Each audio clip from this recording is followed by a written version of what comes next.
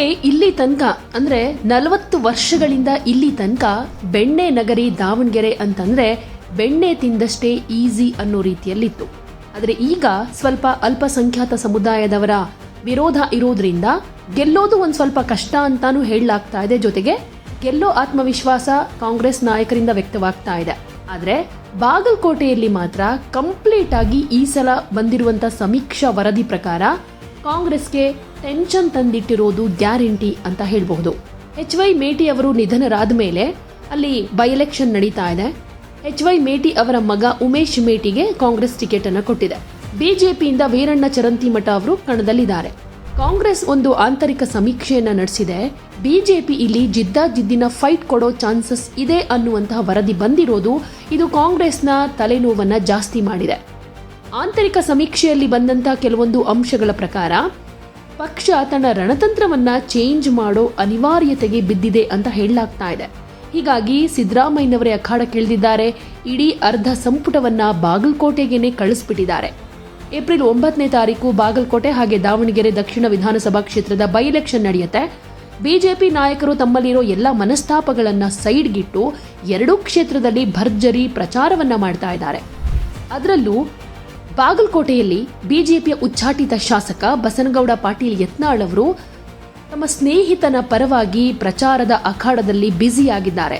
ಹಾಗೆ ಇವರು ಹೋದ ಕಡೆ ಬಂದ ಕಡೆ ಎಲ್ಲ ಒಳ್ಳೆ ರೆಸ್ಪಾನ್ಸ್ ಕೂಡ ಸಿಗ್ತಾ ಇದೆ. ಲಾಸ್ಟ್ ಎಲೆಕ್ಷನ್ ನಲ್ಲಿ ಕಾಂಗ್ರೆಸ್ ಗೆದ್ದಿತ್ತು. ಹೀಗಾಗಿ ಈ ಕ್ಷೇತ್ರವನ್ನ ಉಳಿಸಿಕೊಳ್ಳೋ ಅನಿವಾರ್ಯತೆ ಕೂಡ ಕಾಂಗ್ರೆಸ್ಗಿದೆ. ಗೆಲ್ಲಲೇಬೇಕು ಅಂತ ಹಠಕ್ಕೆ ಬಿದ್ದು ಪ್ರತಿಷ್ಠೆಯನ್ನಾಗಿ ತೆಗೆದುಕೊಂಡು ಸಿದ್ದರಾಮಯ್ಯನವರು ಬಾಗಲಕೋಟೆಯಲ್ಲೇ ಇದ್ದಾರೆ. ಭರ್ಜರಿ ಪ್ರಚಾರವನ್ನ ಮಾಡ್ತಾ ಇದ್ದಾರೆ. ಹೀಗಿರುವಾಗ ಕಾಂಗ್ರೆಸ್ಗೆ ಬಂದಿರುವಂತಹ ಒಂದು ಇನ್ಸೈಡ್ ರಿಪೋರ್ಟ್ ಏನಿದೆ, ಈ ಸರ್ವೆ ರಿಪೋರ್ಟ್ ಅನ್ನ ನೋಡಿ ಒಂದ್ ಸ್ವಲ್ಪ ಟೆನ್ಷನ್ ಆಗಿದೆ. ಯಾಕಂದ್ರೆ ಬಿಜೆಪಿ ಹಾಗೆ ಕಾಂಗ್ರೆಸ್ ನಡುವೆ ನೆಕ್ ಟು ಫೈಟ್ ಅಂತೂ ಇಲ್ಲಿದೆ. ಗೆಲುವಿನ ಅಂತರ ಅಂತೂ ತೀರಾ ಕಮ್ಮಿ ಇರುತ್ತೆ ಅನ್ನೋ ವರದಿ ಬಂದಿದೆ.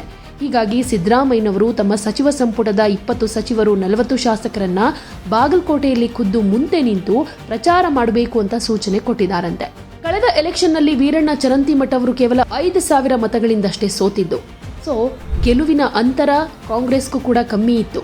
ಈ ಸಲ ಶತಾಯಗತಾಯ ಬಿಜೆಪಿನೇ ಗೆಲ್ಲೋದು ಅಂತ ಹೇಳಲಾಗ್ತಾ ಇದೆ. ಹೀಗಾಗಿ ಕಾಂಗ್ರೆಸ್ಗೆ ಸಹಜವಾಗಿ ಟೆನ್ಷನ್ ಇದೆ. ಸಿದ್ದರಾಮಯ್ಯನವರೇ ಅಖಾಡಕ್ಕಿಳಿದು ಉಮೇಶ್ ಮೇಟಿ ಅವರನ್ನ ಗೆಲ್ಲಿಸಲೇಬೇಕು ಅಂತ ಕಸರತ್ತು ನಡೆಸ್ತಾ ಇದ್ದಾರೆ. ಇದು ಅನ್ಕೊಂಡ ಹಾಗೆ ಕಾಂಗ್ರೆಸ್ನ ಲೆಕ್ಕಾಚಾರ ಏನಿದೆ ಅದು ನಿಜವಾಗುತ್ತಾ ಅಥವಾ ಸಮೀಕ್ಷೆ ರೀತಿಯಲ್ಲೇ ಕಾಂಗ್ರೆಸ್ಗೆ ಇದು ಉಲ್ಟಾ ಹೊಡೆಯುತ್ತಾ? ಕಾದು ನೋಡಬೇಕು. ಇದರ ಜೊತೆಗೆ ಕಾಂಗ್ರೆಸ್ಗೆ ಒಳ ಏಟಿನ ಭೀತಿ ಕೂಡ ಶುರುವಾಗಿದೆ. ಬಿಜೆಪಿ ಒಂದ್ ಸ್ವಲ್ಪ ಸ್ಟ್ರಾಂಗ್ ಆಗಿ ಕಾಣಿಸ್ಕೊಳ್ತಾ ಇದೆ. ಒಂದಷ್ಟು ರಣತಂತ್ರವನ್ನ ಹೆಣೆದಿದ್ದು ಬಿಜೆಪಿ ಪರವಾದ ಅಲೆ ಜಾಸ್ತಿಯಾಗಿ ಕಾಣಿಸ್ತಾ ಇದೆ. ಅನುಕಂಪದ ಅಲೆಯನ್ನೇ ಇಲ್ಲಿ ಕಾಂಗ್ರೆಸ್ ನೆಚ್ಕೊಂಡಿದೆ. ಸೊ ಇದು ಸವಾಲಿನ ಕೆಲಸ ಕೂಡ ಹೌದು. ಇಡೀ ಸರ್ಕಾರವೇ ಮೇಟಿ ಪರ ಪ್ರಚಾರದಲ್ಲಿ ತೊಡಗಿದ್ರೂ ಸಮನ್ವಯತೆಯ ಕೊರತೆ ಎದ್ದು ಕಾಣ್ತಾ ಇದೆ.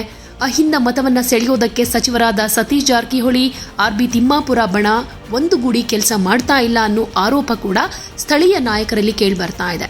ಹಾಗೆ HY ಮೇಟಿ ಜೊತೆಗಿದ್ದ ಸ್ಥಳೀಯ ಮುಖಂಡರನ್ನ ಹೊರಭಾಗದಿಂದ ಬಂದ ಕಾಂಗ್ರೆಸ್ ನಾಯಕರು ಮೂಲೆಗುಂಪು ಮಾಡಿದ್ದಾರೆ ಅನ್ನೋ ಆರೋಪ ಕೂಡ ಇದೆ. ಇದರಿಂದ ಮೇಟಿ ಜೊತೆಗಿದ್ದ ಅನೇಕ ಮುಖಂಡರು ಪ್ರಚಾರದಿಂದ ದೂರ ಉಳ್ಕೊಂಡಿದ್ದಾರೆ. ಹಾಗೆ ಸ್ಥಳೀಯ ಮುಖಂಡರು ಮರಳಿ ಬಿಜೆಪಿಗೆ ಹೋಗಿರೋದ್ರಿಂದ ಬಿಜೆಪಿ ಪಾಳೆಯದಲ್ಲಿ ಉತ್ಸಾಹ ಜಾಸ್ತಿ ಆಗ್ತಾ ಇದೆ. ಹಿಂದುಳಿದ ವರ್ಗಗಳ ಮತಗಳ ಮೇಲೆ ಕಣ್ಣಿಟ್ಟಿರೋ ಬಿಜೆಪಿ ಲಿಂಗಾಯತ ಮತಗಳ ಜೊತೆಗೆ ಬಂಜಾರ, ನೇಕಾರ, ST ಮತಗಳನ್ನು ಸೆಳೆಯೋದಕ್ಕೆ ಪ್ರಯತ್ನ ಮಾಡ್ತಾ ಇದೆ.